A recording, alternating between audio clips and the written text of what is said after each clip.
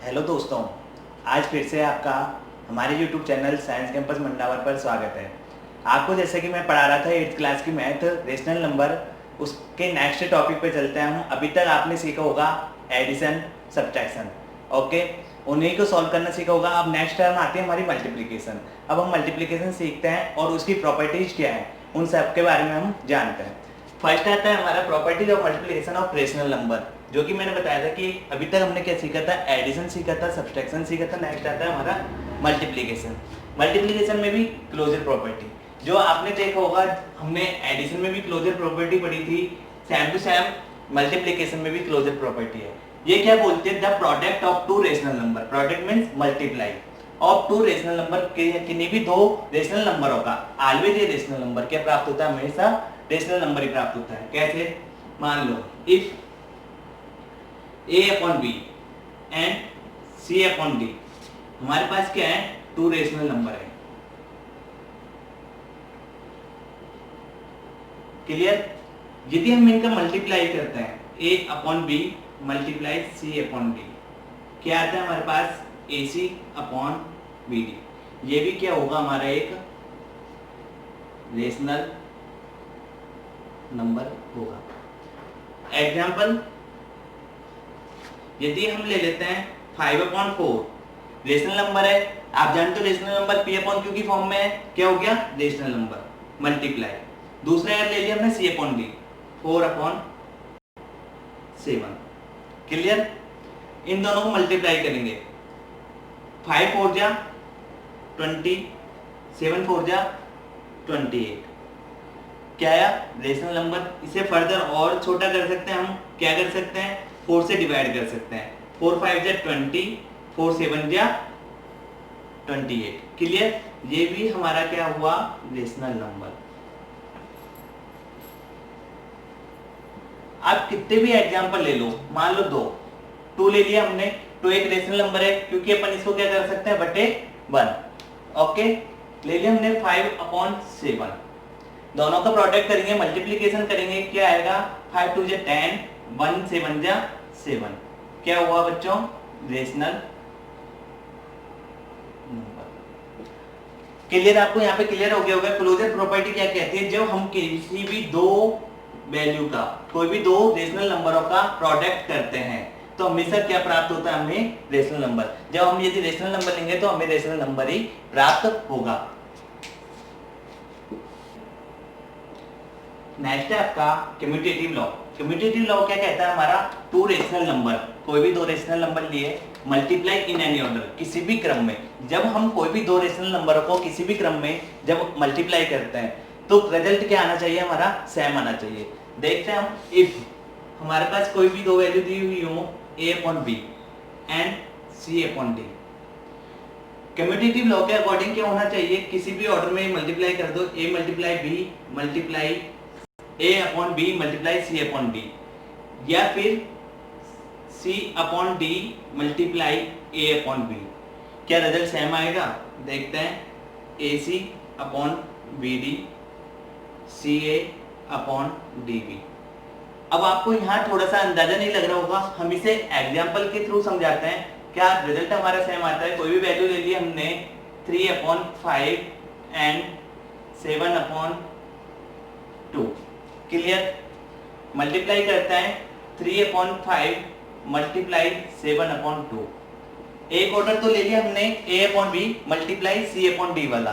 दूसरा ऑर्डर लेते हैं हम, c upon d multiply a upon b, 7 upon 2 multiply 3 upon 5। क्या हम चेक करते रिजल्ट सेम आता है, 3 7 जा 21, 5 2 जा 10। इधर चेक करते राइट हैंड साइड, 7 3 जा 21, 2 5 जा 10। देखो होगा आपको रिजल्ट सेम मिल गया, 21 अपॉन 10, 21 अपॉन 10, LHS साइड में या RHS साइड में, या फिर हम कह सकते हैं किसी भी ऑर्डर में लिखोगे, रेशनल नंबर को किसी भी ऑर्डर में मल्टीप्लाई करोगे तो हमारा रिजल्ट क्या आएगा, सेम। एग्जाम्पल से आपको समझ आ गया हो गया, प्रॉपर्टी आपको समझ आ गई। कम्यूटेटिव लॉ क्या कहलाती है हमारी, यदि कोई भी दो रेशनल नंबरों को हम मल्टीप्लाई करेंगे किसी भी क्रम में तो हमारा रिजल्ट क्या आएगा, सेम आएगा। जैसे कि हम एडिशन में देख रहे थे, एडिशन में भी हम यदि किसी भी क्रम में दोनों को वैल्यू को ऐड कर रहे थे, रेशनल नंबर को ऐड कर रहे थे तो क्या आ रहा था, हमारा रिजल्ट सेम आ रहा था। उसी तरीके से कम्यूटेटिव लॉ मल्टीप्लीकेशन में भी हमारा रिजल्ट क्या आएगा, सेम आएगा। नेक्स्ट है बच्चों आपका एसोसिएटिव लॉ। एसोसिएटिव लॉ क्या बोलता है, जब हम 3 और या उससे अधिक रेशनल नंबर्स को क्या करते हैं, मल्टीप्लाई करते हैं। उनको मल्टीप्लाई करना हमें कैसे, किसी भी ऑर्डर में, वो क्या कहलाएगा हमारा एसोसिएटिव लॉ। समझ आया। यदि कोई भी 3 या उससे अधिक 3 या उससे अधिक रेशनल नंबर है, उन्हें हमें क्या करना है, मल्टीप्लाई करना है। किसमें, ग्रुप बना करके। कैसे, एनी ऑर्डर, किसी भी ऑर्डर में, हमारा रिजल्ट क्या आएगा, सेम आएगा। देखो जैसे कि हमारे पास वैल्यू दी हुई है a/b, c/d एंड e/f। हमने 3 वैल्यूज ले ली, ठीक है, हमने 3 वैल्यू ले ली। इनको हम ग्रुप करते हैं a/b मल्टीप्लाई c/d। एक ग्रुप हमने ये बना दिया। दूसरा ग्रुप हो गया हमारा e/f को अलग से सेपरेट कर दिया। या फिर हम इसको किस तरीके से लिख सकते हैं, a/b को अलग से लिख दिया और c/d मल्टीप्लाई e/f ले लिया। इनका रिजल्ट क्या आना चाहिए, हमेशा सेम आना चाहिए। अब हम एग्जांपल देखते हैं सेम आता है या नहीं आता। a/b हमने कोई वैल्यू ले ली 3/5, c/d ले ली हमने 2/6, e/f ले लिया हमने 7/3। क्लियर। अब हम ग्रुपिंग करते हैं। एक तो इस तरीके से किया हमने a/b मल्टीप्लाई c/d के हिसाब से 3/5 मल्टीप्लाई 2/6, एक ग्रुप बना दिया, मल्टीप्लाई 7/3। एक ग्रुप हम बना देते हैं इस तरीके से 3/5 मल्टीप्लाई ग्रुप बना दिया हमने 2/6 का और 7/3 का। क्लियर। अब मल्टीप्लाई करके देखते हैं हम, 3 2 हो गया 6, 5 6 या 30 मल्टीप्लाई 7/3, 3/5 मल्टीप्लाई 2 7 जा 14, 6 3 जा 18। अब मैं इसको करता हूं इधर, 6 7 जा कितना होते हैं 42 अपॉन 33 जा 90। राइट हैंड साइड वाले में देखते हैं क्या आता है हमारा, 14 3 जा 42, 18 5 जा 90। क्या रिजल्ट सेम है, आप सब बोलोगे हाँ सर रिजल्ट सेम है। तो क्या बोलती है हमारी एसोसिएटिव लॉ, क्या बोलता है, जब हम किसी भी, यहाँ तो हमने 3 लिए हैं, 3 वैल्यूज लिए हैं, 3 वैल्यू लिए हैं, 3 से ज्यादा ले सकते हैं, हम उनको ग्रुपिंग कर सकते हैं किसी भी ऑर्डर में। मल्टीप्लाई आप कैसे भी करोगे, आगे पीछे कैसे भी करोगे, रिजल्ट क्या आएगा हमारा सेम। यही हमारी एसोसिएटिव लॉ बोलता है। यही चीज हमने एडिशन में भी पढ़ी थी, आपको याद होगा। हम कैसे भी वैल्यू को किसी भी ऑर्डर में हम एडिशन करते हैं तभी भी हमारा रिजल्ट क्या आता है, सेम आता है। उसी तरीके से हमारा क्या होगा, एसोसिएटिव लॉ मल्टीप्लिकेशन में भी रिजल्ट सेम आएगा। ये चीज दो ध्यान में रखना बातें हैं, या तो सब्ट्रैक्ट और डिवाइड, इनमें ये चीजें सेम नहीं हो सकती, मे भी हो सकती है, मे भी नहीं हो सकती, लेकिन एडिशन और मल्टीप्लिकेशन में ये वैल्यू सेम होगी। ठीक है। जो नेक्स्ट है आपका एग्जिस्टेंस ऑफ मल्टीप्लिकेटिव आइडेंटिटी। जैसे कि आपने एडिटिव आइडेंटिटी पढ़ी थी, उसी तरीके से क्या है मल्टीप्लिकेटिव आइडेंटिटी। यदि हमारे पास कोई भी रेशनल नंबर है, इफ ए रेशनल नंबर क्या दिया हुआ है हमें a/b, तो हम मल्टीप्लिकेटिव आइडेंटिटी क्या रखेंगे, a/b मल्टीप्लाई 1 क्या हो गया यहाँ पर, मल्टीप्लिकेटिव आइडेंटिटी। क्योंकि हम चेक करते हैं एक और, या फिर हम लिख सकते हैं 1 मल्टीप्लाई a/b।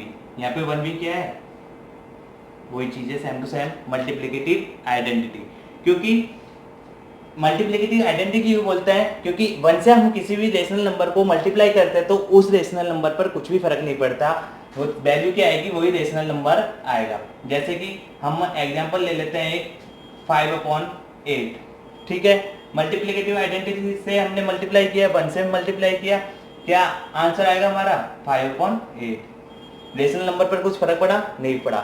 1 से मल्टीप्लाई करने पर वैल्यू पर कुछ भी फर्क नहीं पड़ता, इसलिए इस 1 को क्या बोल सकते हैं हम, मल्टीप्लिकेटिव आइडेंटिटी बोल सकते हैं। ओके, नेक्स्ट बच्चों आपका 5th point, existence of multiplicative inverse. ये क्या कहलाता है, इसमें क्या होता है, मल्टीप्लिकेटिव इनवर्स होता है। जैसे कि एडिटिव इनवर्स में आपको याद है होगा, जैसे प्लस की वैल्यू का एडिटिव इनवर्स क्या हो गया, माइनस वाली वैल्यू हो गई, माइनस वाली वैल्यू का एडिटिव इनवर्स क्या हो गया, प्लस वाली वैल्यू हो गई। इसी तरीके से मल्टीप्लिकेटिव में क्या होगा, यदि हमारे पास कोई भी नॉन जीरो रेशनल नंबर दिया हुआ है, मतलब जिसकी वैल्यू जीरो नहीं हुआ, कोई भी नंबर दिया हुआ है a/b की फॉर्म में, p/q की भी बोल सकते हैं, हैज इट्स मल्टीप्लिकेटिव इनवर्स क्या होगा, b/a, उसका वाइस वर्सा, यानी कि a/b का रेसिप्रोकल क्या होता है, ठीक है बच्चों, क्या हुआ, a/b का रेसिप्रोकल क्या हुआ, b/a। अब आप जानते हो यदि a/b का मल्टीप्लाई करेंगे हम उसके रेसिप्रोकल से, b/a से, तो हमारा आंसर क्या आएगा, 1। यानी कि हमेशा जो multiplicative existence of multiplicative inverse, इस प्रॉपर्टी में हम यदि दोनों वैल्यूज को, रेशनल नंबर को उसके रेसिप्रोकल यानी कि मल्टीप्लिकेटिव इनवर्स से यदि मल्टीप्लाई करते तो हमारा आंसर क्या आएगा, 1। ये क्या था हमारा रेशनल नंबर a/b, b/a क्या हो गया इसका मल्टीप्लिकेटिव इनवर्स।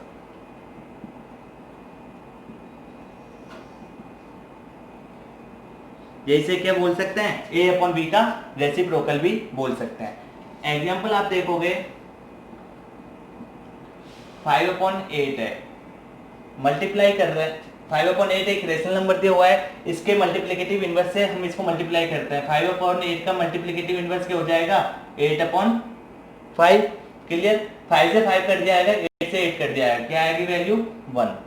या फिर आप मल्टीप्लाई करके देख लो, 5/8 से कितने होते हैं, 40, 8 5 जा 40, 40 में 40 का डिवाइड दिया, क्या आया हमारे पास आंसर, 1। क्लियर, यानी कि इस चीज से हमें क्या मालूम चलती है, जब भी हम यदि मल्टीप्लिकेटिव इनवर्स से मल्टीप्लाई करते हैं किसी भी रेशनल नंबर का, तो आंसर हमारे पास क्या आएगा, हमेशा 1 आएगा। इसमें एक चीज बताई थी, नॉन जीरो वैल्यू, कोई भी जीरो का क्या नहीं होता, रेसिप्रोकल नहीं होता। लेकिन यदि आपके पास दिया हुआ वो 1 का रेसिप्रोकल क्या होगा, 1, ठीक है। या हम बोल सकते हैं 1 का मल्टीप्लिकेटिव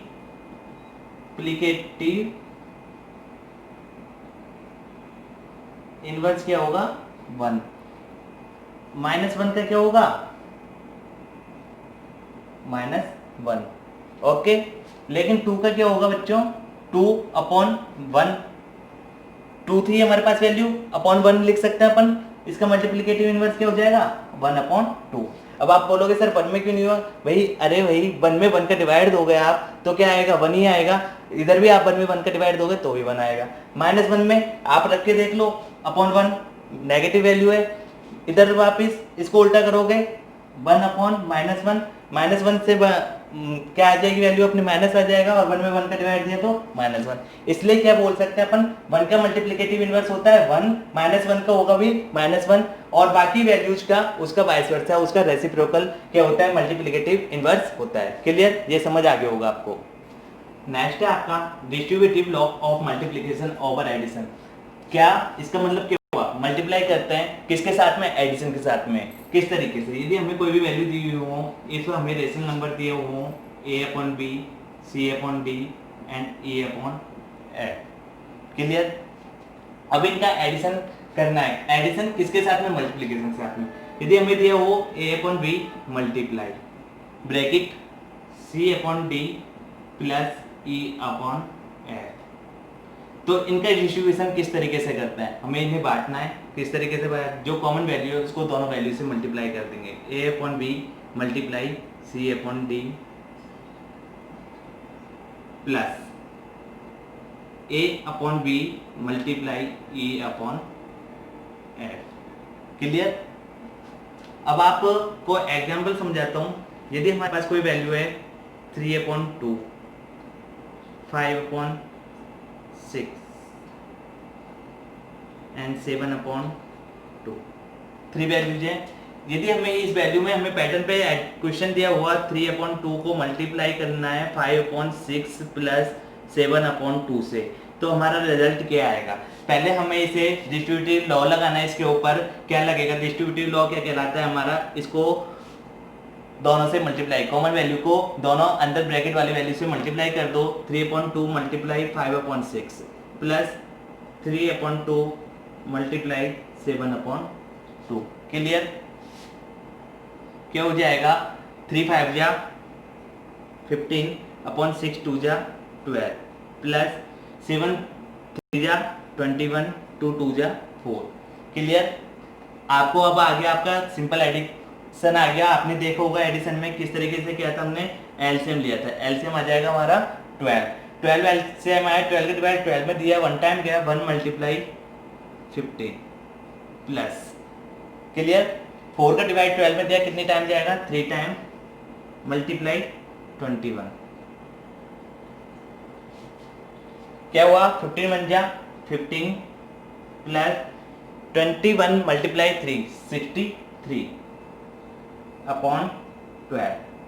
आंसर क्या आएगा हमारा 5 और 3 8 6 और 1 7 अपॉन 12। ओके, ये क्या हो गया हमारा रेशनल नंबर। इसे फर्दर डिवाइड भी कर सकते हैं 6 से, 6 1 जा 6 6 3 जा 18 और 6 2 जा 12 13/2।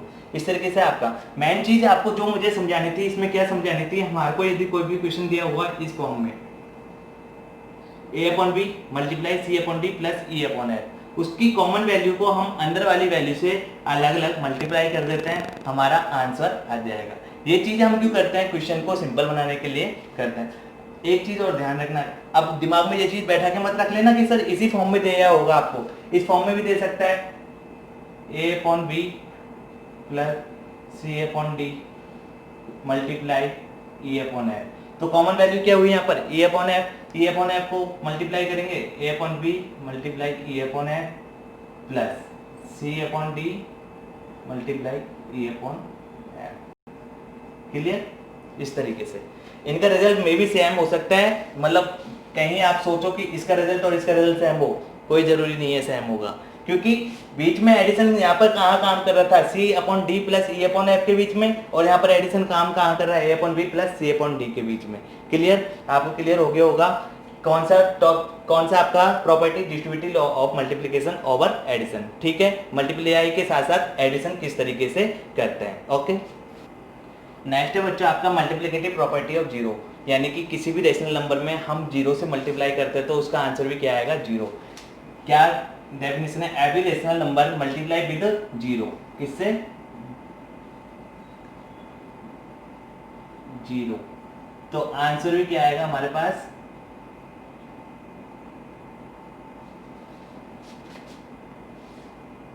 जीरो। क्लियर, कोई भी रेशनल नंबर है a/b, उसको मल्टीप्लाई करेंगे किसके साथ जीरो से, आंसर क्या आएगा हमारे पास जीरो।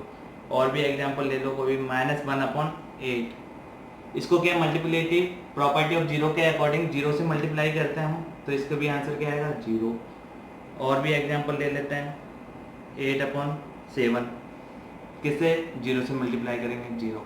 आपने एक चीज सुनी होगी, जो जीरो से टकराएगा वो क्या बन जाएगा जीरो बन जाएगा, वही चीज यहाँ पे काम कर रही है, यानी मल्टीप्लाई में किसी भी चीज को जीरो से मल्टीप्लाई करेंगे तो क्या हो जाएगा वो जीरो बन जाएगा।